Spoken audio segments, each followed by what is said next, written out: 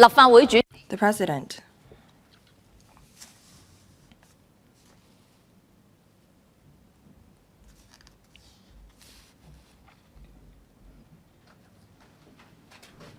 Good morning, members.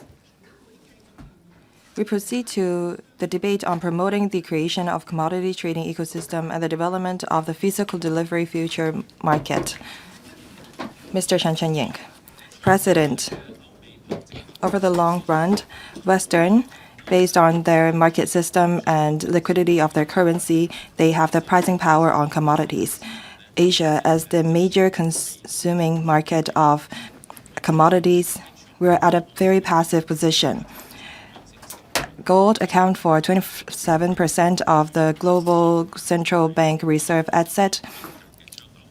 We are at the juncture of change. I thank Mr. Tommy CHUNG for moving the motion so that the government can seize the opportunities to enhance our role as a commodity trading hub. I support the motion and all of the amendments. Hong Kong is formulating our own 5-year plan. Europe and the U.S. market advantage in commodities trading cannot be changed in a short period of time, but I think that as long as we stay united, we have the potential to become a price-setting hub for commodities trading in Asia. In Hong Kong, there is room for us to improve in terms of our infrastructures, rules, market, and ecosystem. I have the following 3 suggestions. First, the capacity of warehouse and logistics impact our scale of market. We have 15 gold warehouses that have been commissioned. I am glad that the government has set a goal of having 2,000 tons of warehousing capacity in 3 years' time. I think that there is room for us to step up, and I hope that the government will be able to keep up with the 9,000 tons of warehouse capacity of London. At the same time, we need to encourage private investment, and we should set aside land in the northern metropolis to build warehouse for commodities. Also, we need to work with the Greater Bay Area with the support of refineries, bonded warehouse, and industrial chain. We can build a Greater Bay Area network. I think that we should connect with the airports and piers in the Greater Bay Area so that we can compress the time cost. Also, a delivery or physical delivery of commodities rely on standards and rules. LME use LBMA as a standard. As we dovetail with LBMA gold standard, I think that we need to deepen our collaboration with Shanghai Gold Exchange, and we should set a common standard as gold finance 0.999 to set a new gold bar standard together with countries and major markets such as Singapore and Dubai. I know that the government is working on HKPCCS, Hong Kong Precious Metals Central Clearing System Limited. After it's in service, I think that we should make reference to the practice of London so that we can achieve a closed loop of capital and mutual recognition of bill of lading. I also think that we need to establish an Asia Gold Alliance and extend the trading hours. Lastly, on market ecosystem, I'm glad that the government is offering a half-rate tax concessions for commodities traders. I think that we need to now introduce leaders to establish presence and headquarters in Hong Kong. Also, I think that we need to encourage Asia and ASEAN central banks to allocate some of their gold in Hong Kong warehouses. Hong Kong's advantage in being an offshore renminbi hub can offer advantage on trading of commodities. We can implement a dual currency of renminbi and USD settlement approach on gold pricing. Also, I think that we need to launch products such as ETF on gold custodian denominated in renminbi. President, we need to work with other regions and places in order for us to get a head start on creating a commodity trading ecosystem. We need to stay united. This is how we can build an industrial chain and extend our advantage to other commodities products such as farm products and industrial metals. Mr. Alvin Lee, thank you. I thank Mr. Tommy CHUNG for moving the motion. I support it in all the amendments. By creating a commodity trading ecosystem, we can diversify our economy as well as industry. In the 15th five-year plan, we see for the first time that the country supports Hong Kong in creating a commodity trading ecosystem. Commodities trading involve warehousing, logistics, testing, finance, an entire industry chain. It creates job opportunities for accounting, insurance, legal arbitration fields. Our country is the largest consumer of soybeans and green metals, as we are going for green transformation.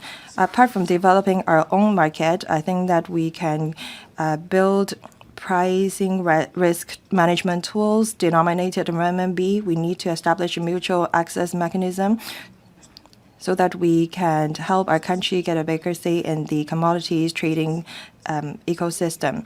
Now, I'd like to give my suggestions based on areas such as infrastructures, system creation, and promotion of mutual access.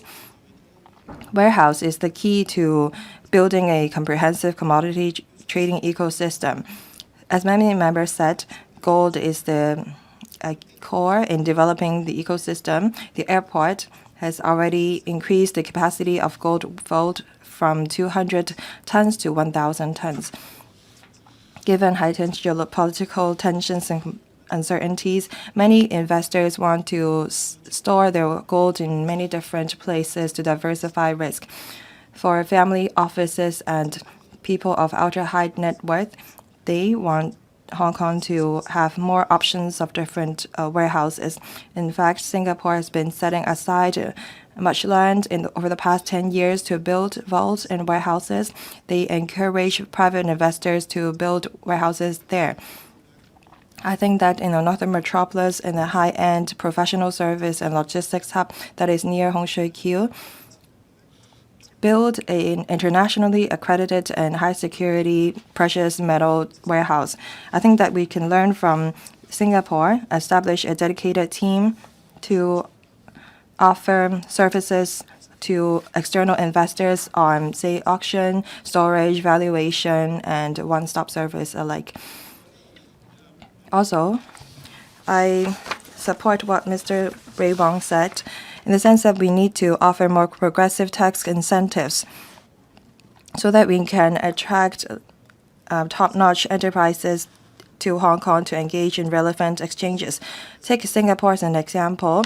They are offering 5-year tax concessions for their eligible companies that cover physical delivery, brokerage services, structural product financing, and income on derivative.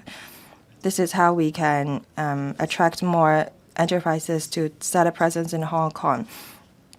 And building an ecosystem involves the creation of rules, settlement arrangement, customs, insurance, financing, and anti-money laundering requirement. It's difficult for a single department to come up with all these rules and regulations. I think that the government will need to work with the relevant organizations to set up a high-level coordination team to create a favorable environment for commodities trading. The chief executive just visited Kazakhstan and another country in the Middle East. These two countries have a high reserve of gold, and I think that we need to take this opportunity to develop our gold market. When the infrastructures on industrial chain and the physical delivery are mature, I think that we can create, say, mutual access regime for gold and commodities so that we can have products traded in renminbi.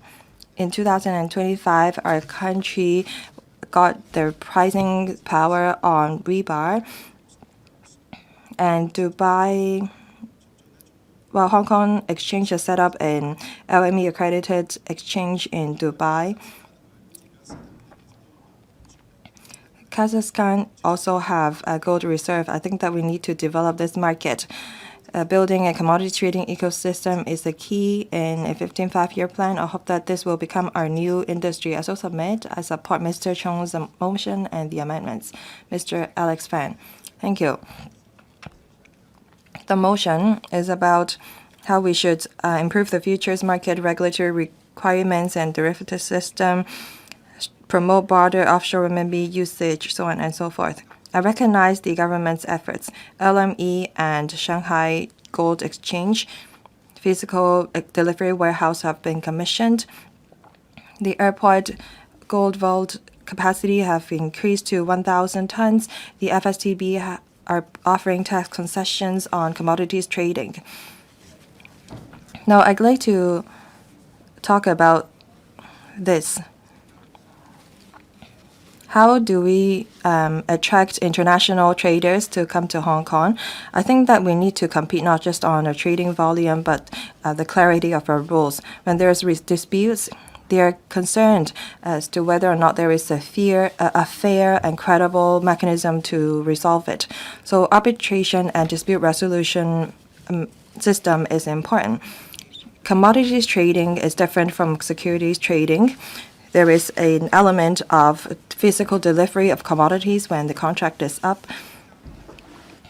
As long as there is physical delivery, there is risk of disputes. There may be controversy over contracts of huge sum. Sellers and buyers don't want a prolonged litigation, the dispute. They want an efficient arbitration system. Take LME as an example. Their contract disputes are resolved by their own LME arbitration system.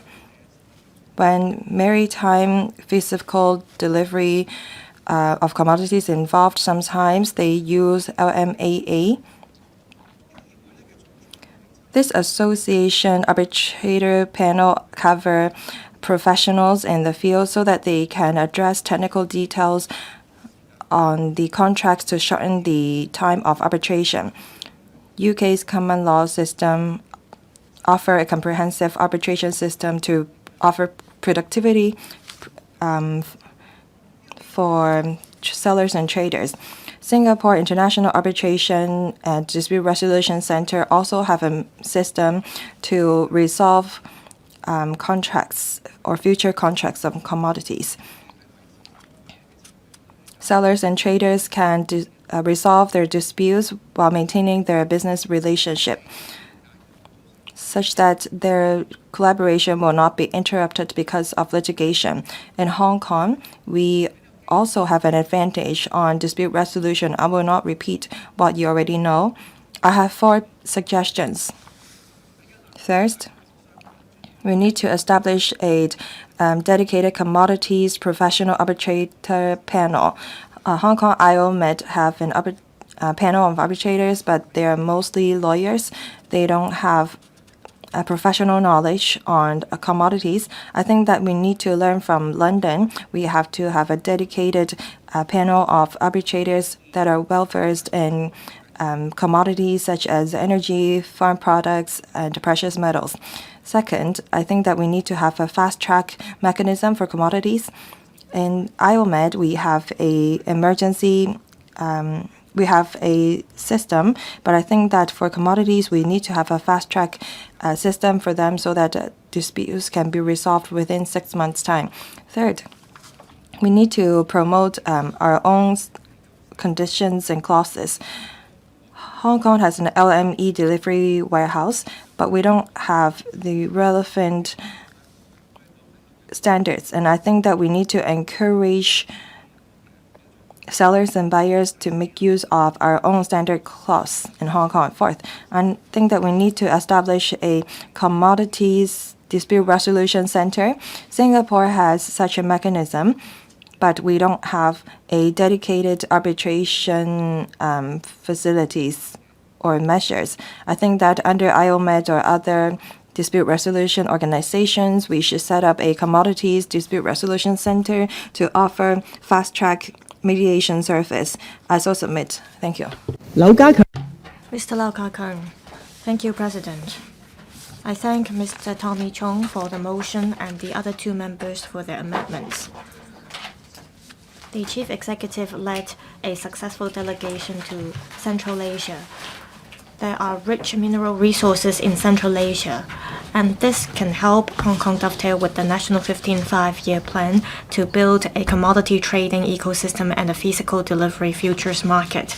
In the first 5-year plan for Hong Kong, we should come up with strategies that dovetail with national strategies. I have the following suggestions.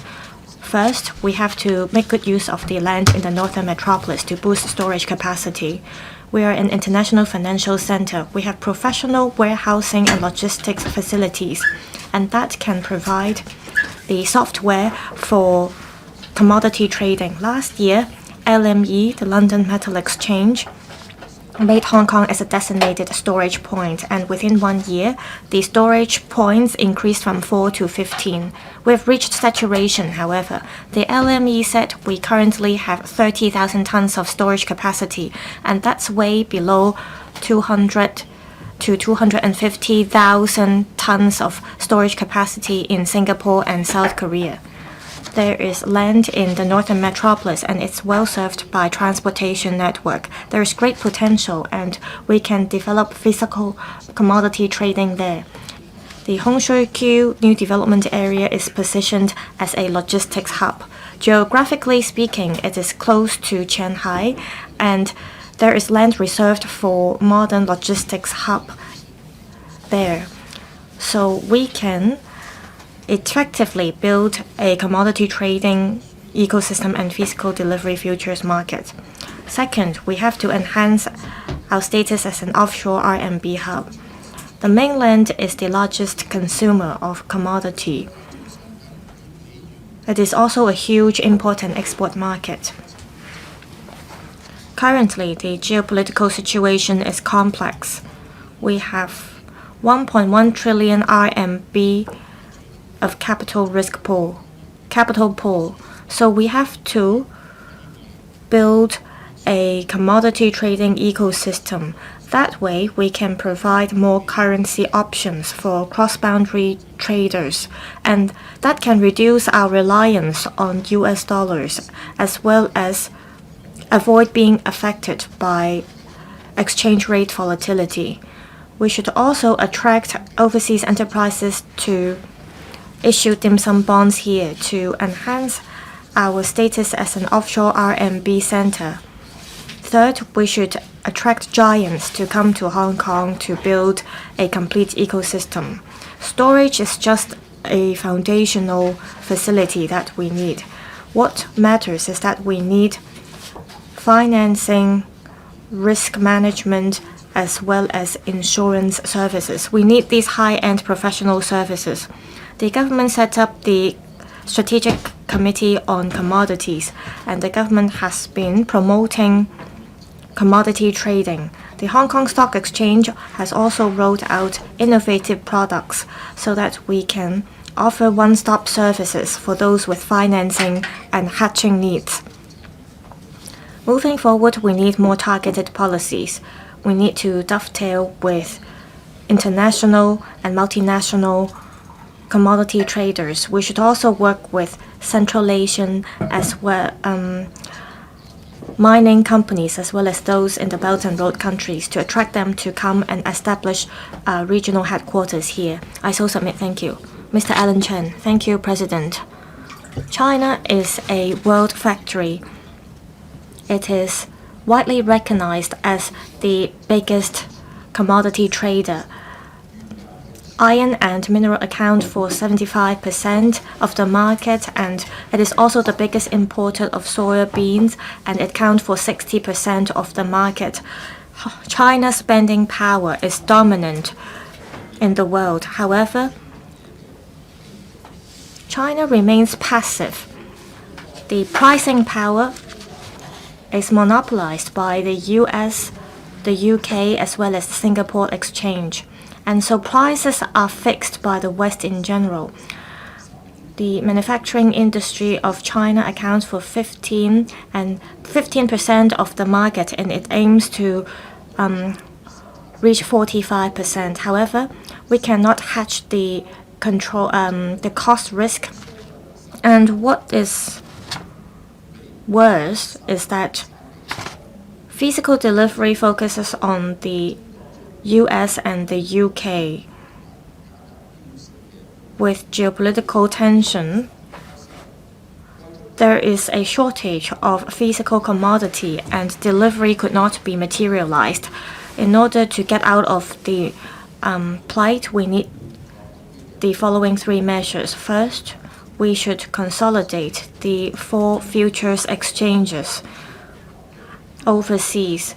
Under the Hong Kong Stock Exchange, we need to set up an energy and futures market. Shanghai, Dalian, Guangzhou, and Zhengzhou exchanges should be the base, and there should be a connectivity regime for physical commodity. First, products should be cross-listed on the market so that iron, mineral, and stones, as well as soybeans from the mainland, could be introduced to the Hong Kong platform. We should introduce mature contracts as pilots. Second, the storage standards or warehousing standards in the mainland and Hong Kong should be consistent. Third, settlement. We should make use of our offshore RMB center status to ensure connectivity and flow of capital.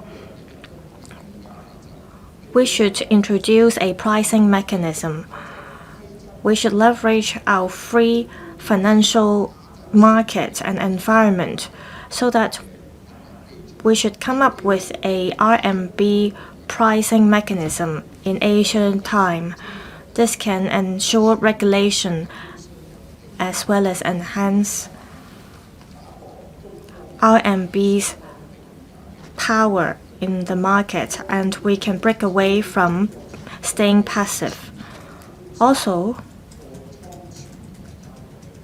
we should build a network with China being the lead in order to reduce reliance on the storage in the UK, the US, and Singapore. The mainland should take the lead, and together with the Hong Kong Stock Exchange and the major traders, we should build certified storage points along the sea in China, for example, Qingdao and Dalian. There should be warehouses that store strategic commodities such as iron, mineral, and stone, together with Russia, Indonesia, and Saudi Arabia. We should come up with a mutual recognition system for bills of lading. We should also come up with a system for digitalized bills of lading. Also, for RMB-denominated derivatives, we should come up with a pricing mechanism. The PBOC as well as the SFC should roll out RMB-denominated commodity trading contracts as well as indices. We should make use of the transaction data of the 4 exchanges and come up with Hong Kong RMB indices for the derivatives market as well as futures contract. We should encourage state-owned enterprises to use RMB for settlement. Your time is up. Next, Dr. Johnny Ng. I speak in support of Mr. Tommy Chung's motion and the other amendments. The National 15th Five-Year Plan states that Hong Kong should build itself into a commodity trading ecosystem. It is not just an industry policy, but also a mission to transform our economy. The goal is to turn Hong Kong into the Asia-Pacific's commodity trading hub. Traditionally, we have done well in financial management. However, commodity trading is the cornerstone. In terms of physical delivery futures markets, there is a big room for improvement. We should make use of technology in the future to leverage our strengths in finance, AI, as well as blockchain and big data, so that we can build a complete commodity trading ecosystem. I have the following suggestions. We should make use of AI Plus to enhance the futures market. The Hong Kong Stock Exchange, wholly owned LME. This is our strength. The SAR government should proactively come up with strategic agreements. There should be more LME certified storage points in Hong Kong. We should also introduce AI as well as big data analytics to the market to project risks and manage risks. This is also to analyze the demands for commodity trading. Second, we should strive for a bigger pricing power. The mainland is the largest commodity trading market. Hong Kong, as the largest offshore RMB hub, we should take up a greater responsibility. We should introduce RMB denominated commodity trading, and we should explore using ECNY as well as cross-boundary digital currencies for settlement, so that we can build a smart RMB settlement center. This is to strive for a bigger pricing power. Third, we should make use of Sky Pier to build an artwork center. We should expand high-value commodity trading. We should make use of Sky City of the Airport Authority. Currently, the Airport Authority is in phases expanding the storage to 1,000 tons, and it is also expanding storage room for art pieces. We should build on this basis and turn Sky City into an art exchange hub. We should leverage our strength in Web3 and promote commodity trading as well as tokenization of commodity trading, so that we can become a top digital trading center. Fourth, we should build the Northern Metropolis as well as a digital storage facility. As the government plan for logistics as well as land in the Northern Metropolis, we should reserve land for the above purposes. However, we should break away from the convention. We need AI as well as IoT and robotics to build a smart storage facility. We should leverage our strengths in multimodal transport network so as to ensure smart transport and delivery. Also, we need support measures.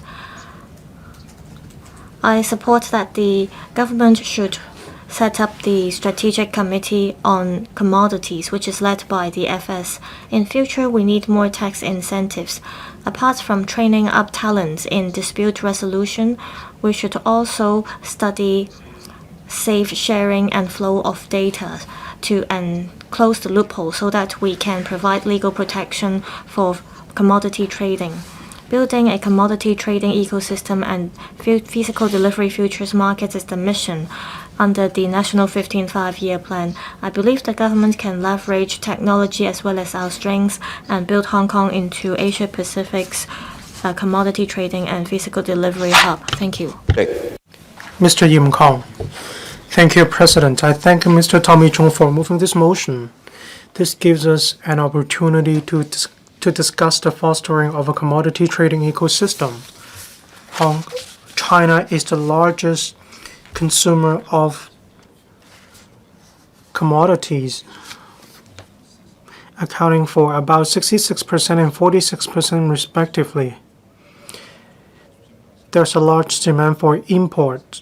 This has given Hong Kong distinctive strengths and advantages. In the last term of the Council, I already advocated for making the LME as a settlement base in Hong Kong. Last January, we made it. In May 2026, the network of LME has expanded to 7 and 10 warehouses. totaling about 25,000 tons. We have already solved the pain points in relation to commodity warehouses. Having said that, I believe we need to address the high costs and lack of land for warehouses. The government has been pushing for commodity concessions, providing half-rate tax concessions in relation to profits tax. However, this only targets traders. As for upstream, downstream of warehouse logistics, settlement, or delivery, it has not been covered. I suggest that the government can expand this area. We need to lower the cost for commodity trading and logistics and warehousing. We need to cement the hardware of commodity trading in Hong Kong. We can draw reference from the experience of commodity development in the Chinese mainland and overseas. We need to plug the regulatory loopholes for non-compliant online platforms and for bogus commodity trading channels online, such as non-ferrous metals, precious metals. There are scams online. Some lawbreakers even doctor the data online. They compromised the access, security, or safety of investors. This also sabotaged the reputation of market traders in the commodity market. We need to clamp down on scams in relation to commodities. We also need to enhance the cybersecurity of trading system. We need to ensure the long-term healthy development and orderly development of commodity markets. Precious metals, non-ferrous metals. Owing to the high operating cost in Hong Kong, there is a weak talent and professional service support in Hong Kong. That is why some companies have pivoted to Singapore or other cities. I suggest that the government adopt a multi-pronged approach. They need to attract enterprises to come back to Hong Kong. This is how we can revitalize the commodity trading ecosystem. Financing, warehouse, settlement, dispute resolution, we need to give full play to the advantage of the entire chain. We need to make Hong Kong as the premier commodity trading ecosystem in Asia-Pacific region. We need to make contributions to our country. I support the motion and amendments. Does any other member wish to speak? If no, Mr. Tommy CHUNG, you may now speak on the amendments. President, I thank Mr. Jonathan Stuart LAMPORT and Mr. Ray Wong for their amendments on my motion. They spoke on green trading and settlement or delivery. They have significantly enriched my original motion.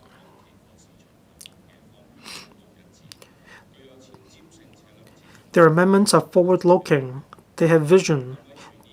They are also in line with the reality. Mr. Jonathan Stuart LAMPORT mentions accelerating Hong Kong's development into an international gold and precious metals trading center and develop a large-scale precious metals depositories with international certifications and high security standards and storage sites. This can enhance the appeal of Hong Kong as a commodity center. This has also enhanced the security and reliability of Hong Kong as a commodity trading ecosystem. This is in line with our goal. He also spoke on talent training and support. Talent provides a strong backing for warehouse facilities. Regarding Mr. Ray Wong's amendment, he talks about incentivizing commodity traders registered in Hong Kong to make full use of the LME passport platform to disclose product carbon footprint. Carbon footprint has become an important area in relation to core competitiveness. It can be connected to LME sustainable metal premiums. It can also help Hong Kong to be developed into an international green commodity trading center with pricing power. Singapore and IOMED members spoke on having a registry of mediators in relation to commodities. This can help us foster a more reliable and attractive market. The two members' amendments refer to the commodity ecosystem in Hong Kong. It needs to be strategic. It needs to make breakthroughs. It also needs to dovetail with the first five-year plan of Hong Kong, and it needs to help achieve carbon neutrality.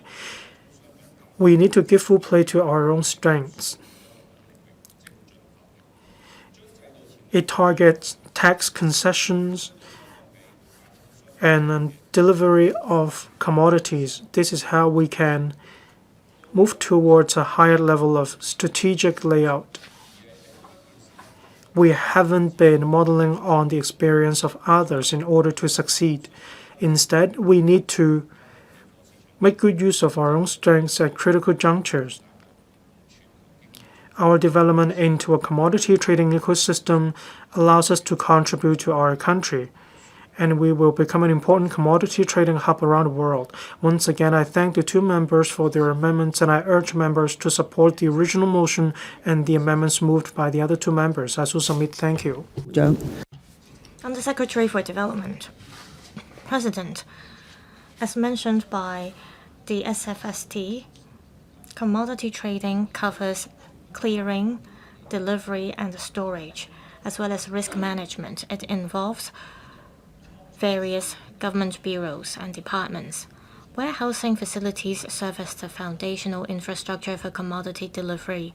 The Development Bureau will provide land resources to support storage capacity.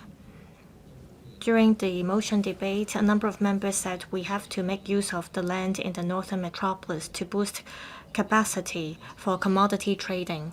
Indeed, the northern metropolis is industry-driven, so we have reserved about 700 hectares of industrial land in the northern metropolis that covers the advanced manufacturing as well as other strategic industries.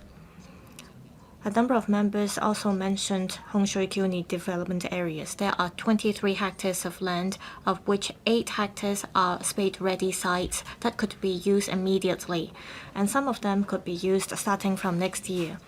We have relaxed the restrictions for use of these sites so that these lands could be used for multiple purposes, including using them as commodity trading warehouses.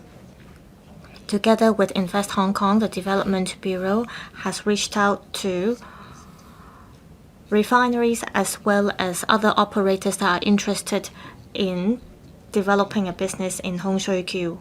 We've also reserved 32 hectares of land to build a modern logistics cluster. These sites may be considered for use as commodity warehouses. Some suggested that we can build a multi-story storage building. This may not match our planning goal. Well, let me explain here. As we plan industrial land, we use multi-story buildings as a model to calculate the plot ratio. This is the maximum statutory plot ratio. For individual projects that require a lower plot ratio, there is flexibility to deal with this. Take Hung Shui Kiu Industry Park as an example. We have removed the plot ratio restrictions so that there is greater flexibility for plot ratio for each site, so as to meet the needs of the industry. Some members said storage for commodity trading is different from average storage we need in industrial buildings. Early this year, we rolled out a facilitation measure.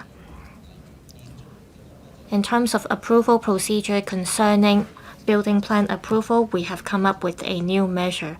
there is a higher supervision mechanism, and this measure applies to large-scale development projects including industry buildings.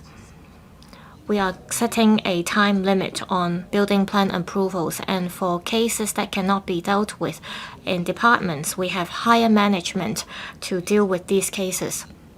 This is to speed up the building of industry facilities. The Development Bureau has been supporting the building of warehousing facilities. The FS is leading the Strategic Committee on Commodities, and we are one member of the committee. Externally, we will continue to work with Invest Hong Kong as well as Oasis. We will work with them closely to reach out to industry members to understand their needs. We will identify suitable sites for them and roll out facilitation measures for them. I so submit. Thank you. Undersecretary for Transport and Logistics. Thank you, President. I'm grateful to Mr. Tommy CHUNG for moving this motion, the other two members for their amendments, and other members who offer their valuable views on this issue. About 20 members spoke on this issue. I'd like to respond by speaking on the multimodal transport network and modern logistics facilities. Hong Kong is strategically located at the heart of Asia. Coupled with its role as a free port, world-class infrastructure, frequent flight services, and highly efficient customs clearance processes, Hong Kong is renowned globally as a regional logistics hub. The Hong Kong International Airport is the world's busiest international cargo airport, while the Hong Kong port is one of the busiest ports around the world. Hong Kong's logistics service providers have always been renowned for their reliability, efficiency, and flexibility. They possess a rich experience in handling various high-value goods and providing high-value added logistics services tailored to the requirements of cargo owners and clients. According to the industry, the demand for logistics services for commodities such as precious metals and non-ferrous metals is similar to that for other general cargoes. The industry has ample experience and capability to handle the logistics service demands for these types of commodities. The Transport and Logistics Bureau has been committed to consolidating Hong Kong's status as a regional logistics hub regarding air cargo in order to continuously enhance the airport's cargo handling capacity. In addition to the DHL expansion project and the Tiny Smart Gateway completed and commissioned in recent years, the Hong Kong International Airport will be able to handle about 9 million tons of cargo annually upon the commissioning of the new United Parcel Service Hub facility in 2028. On commodities, the Airport Authority Hong Kong has been operating a precious metals depository and is actively expanding its capacity to a maximum of 1,000 tons to serve market demand and promote the development of a commodity trading ecosystem. Regarding maritime transport, Hong Kong seaborne cargoes are currently mainly packed in containers with highly standardized delivery processes.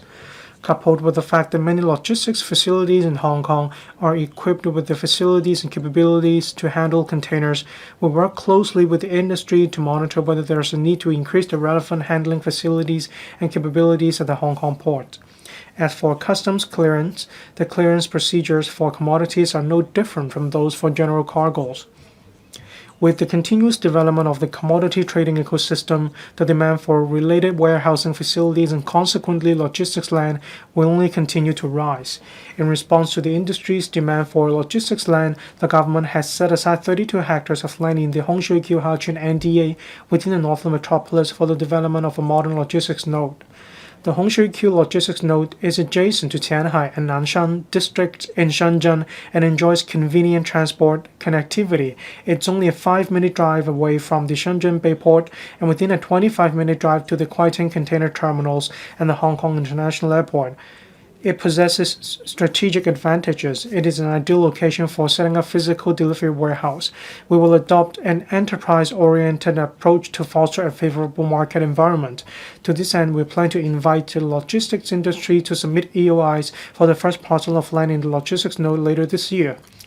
We welcome operators interested in developing commodity warehousing facilities in Hong Kong to submit their EOIs to the government, enabling the government to formulate a development model that meets the industry's needs to take forward the project. The Transport and Logistics Bureau will submit an amendment bill by the end of this month. To provide a half-tax concession for eligible commodity traders, we aim to attract more commodity enterprises to set up or expand businesses in Hong Kong, thus driving the development of Hong Kong's maritime services industry. President, I thank members for providing valuable views on this motion. The Transport and Logistics Bureau will continue to closely monitor the latest developments in commodity trade and maintain close liaison with the industry. We will safeguard the stable operation of Hong Kong's logistics industry, ensure that Hong Kong's logistics facilities can fully support the development of the commodity trading ecosystem, and continuously leverage on Hong Kong's important role as an international logistics hub. I so submit. Thank you, President. Secretary for Financial Services and the Treasury. President, I would like to express my gratitude once again to Mr. Tommy CHUNG for moving today's motion and all the members who have spoken. Earlier, the Undersecretary for Development and the Undersecretary for Transport and Logistics responded to matters within their respective portfolios. I'm going to respond to issues regarding the development of gold market, the futures regulatory framework, the application of offshore renminbi and cross-departmental coordination mechanism. First, regarding the strengthening of infrastructure and market construction for gold and precious metals trading, the strategic importance of gold has become increasingly prominent against the backdrop of intensifying geopolitical uncertainties, persistent inflationary pressure, and the restructuring of the international monetary system. This presents the prime opportunity for Hong Kong to develop its gold financial trading sector. As I noted in my opening remarks, the SA government is currently leveraging gold as an entry point to develop Hong Kong's commodities ecosystem. This encompasses various aspects, including upgrading infrastructure, financial trading, talent training, and tax incentives, and we're proactively advancing these initiatives. In terms of gold trading, the government aims to revitalize the spot market to serve as the foundation for increasing overall trading volume and building derivative liquidity. By utilizing the physical storage as the underlying bedrock, we support the clearing and settlement of international standard gold trading in Hong Kong, thereby driving the comprehensive development of the upstream and downstream supply chain. To this end, we've set a clear target for capacity expansion, aiming to increase our storage capacity to over 2,000 metric tons within 3 years to build a regional gold reserve hub. The Airport Authority has officially launched a project to expand the storage facilities in airport to a 1,000-ton scale, catering to local storage, settlement, and transshipment needs. Meanwhile, we are actively encouraging gold merchants to establish or expand refineries in Hong Kong to construct a more robust supply chain. Regarding financial infrastructure, we are simultaneously establishing the Hong Kong Gold Central Clearing System, which aligns with international standards to enhance liquidity in the spot market. The FSDP established the Hong Kong Precious Metals Central Clearing System Limited, a company wholly owned by the government, to serve as a governing body of the clearing system. The board of directors is chaired by myself, with members comprising representatives from Shanghai Gold Exchange, regulatory authorities, and 11 major international and local banks to jointly formulate the governance framework and rules of the clearing system. The preparatory work for the system's operation has entered its final stage, with a trial run scheduled to commence within this year. Once this foundation is solidified, the FSTB will draw on the experience gained from developing the gold market to explore the feasibility of expanding current commodity categories to other precious metals. On the taxation front, as a supporting development, the government will study the provision of tax incentives for eligible institutions conducting gold exchange and clearing on Hong Kong to attract them to establish a presence or expand their business here. The FSDB is currently conducting research and drafting specific proposals referencing the relevant policies of various economies to ensure that our tax arrangements remain competitive. As announced in last year's policy address and this year's budget, the government will formulate an incentive policy package to promote industry and investment, which will cover tax incentives. The government is working out the details, including the industries and enterprises to be covered, as well as the relevant requirements for different sectors. We ensure that tax incentives suit Hong Kong's actual situation while maintaining our competitiveness. In addition, the government will assist the industry in establishing an industry association to step up external promotion of Hong Kong Gold's ecosystem and expand connections with locals and overseas industry players. Now on to enhancing the futures regulatory framework and derivative system.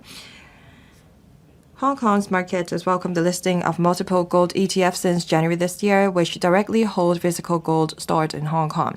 Some financial institutions have already participated in issuing tokenized gold products, marking an innovative trend that combines digital assets with physical commodities. To enhance the liquidity of gold futures contracts, the Hong Kong EX issued a circular to market participants in May this year regarding the launch of a market-wide trading fee discounts, as well as liquidity provider and active trader incentive scheme. The relevant arrangements will take effect in June this year. Going forward, contract designs will continue to be optimized and the product suite will be further refined. Parallel to the development of the financial derivative system and under the premise of maintaining financial stability, the FSTB is actively fostering a regulatory environment that encourages market development and product innovation. The FSTB will continue to work closely with the SFC to consistently review and, where necessary, optimize the over-the-counter derivatives regulatory regime. This will align with our overall strategy to develop ourselves into an international gold trading center while safeguarding financial stability and investor interest. Third, on fostering the application of offshore renminbi in commodity trading. In January this year, the FSTB signed a cooperation agreement with the Shanghai Gold Exchange. This agreement establishes a high-level collaborative governance framework for the Hong Kong Gold Central Clearing System and opens up new pathways for physical infrastructure synergy and market connectivity.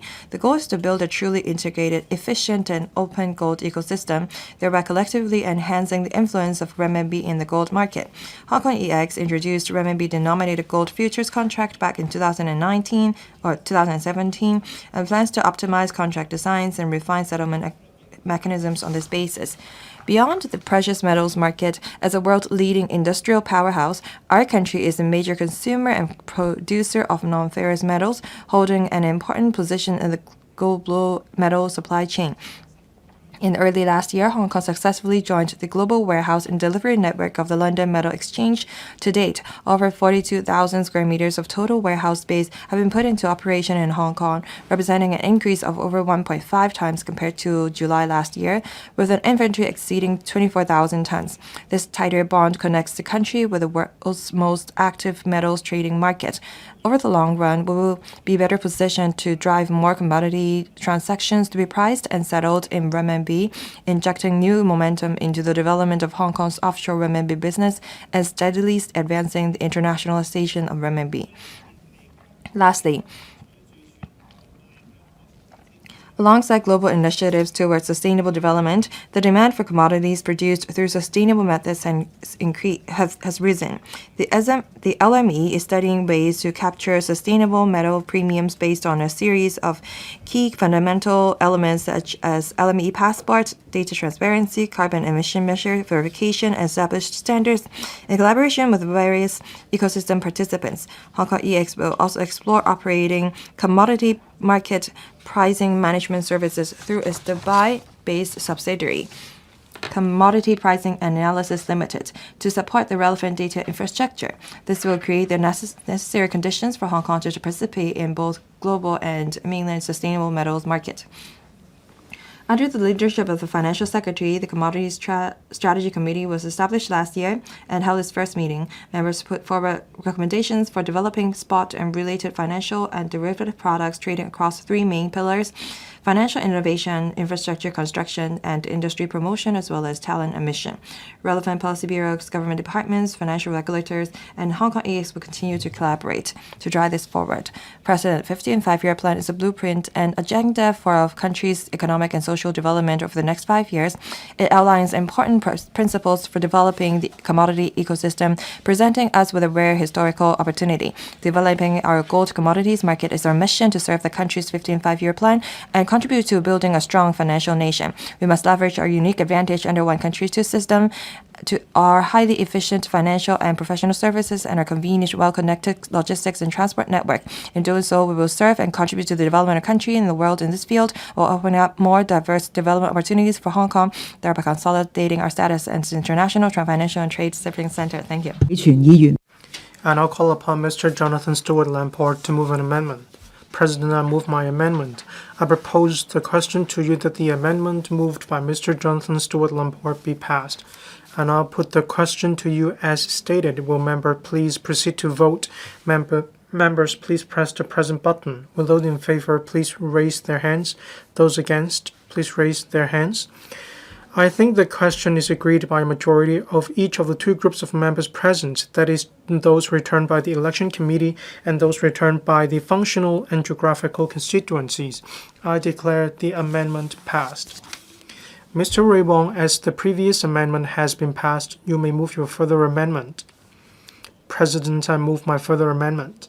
I propose the question to you that the further amendment moved by Mr. Ray Wong be passed, and I'll put the question to you as stated. Will members please proceed to vote? Members, please press the present button. Will those in favor please raise their hands? Those against, please raise their hands. I think the question is agreed by a majority of each of the two groups of members present, that is, those returned by the election committee and those returned by the functional and geographical constituencies. I declare the amendment passed. Mr. Tommy CHUNG, you have 1 minute 3 seconds to reply. Then the debate will come to a close. Mr. Tommy CHUNG. Thank you, President. I thank the two members moving an amendment and the other 20 members who spoke on this motion. Overall, we have a mature foundation. We are backed by the significant demand for industries in the Chinese mainland. They have laid a solid foundation for Hong Kong. This can drive the upgrading and transformation of export logistics and transport industries in Hong Kong. We can also enhance offshore renminbi transactions, and we can provide pricing power for commodities in Hong Kong. This will drive Hong Kong to become a commodity trading hub in Asia or even the world. I also thank the Development Bureau and the Transport and Logistics Bureau for their strong support. I urge members to support my original motion. I so submit. Thank you, President. And I'll put the question to you that the motion moved by Mr. Tommy CHUNG as amended by Mr. Jonathan Stuart, LAMPORT, and Mr. Ray Wong be passed. Will members please proceed to vote? Members, please press the present button. Will those in favor please raise their hands? Those against? I think the question is agreed by a majority of each of the two groups of members present, that is, those returned by the election committee and those returned by functional and geographical constituencies. I declare the motion as amended passed. I now adjourn the Council until 11 a.m. on Wednesday, the 17th of June, 2026.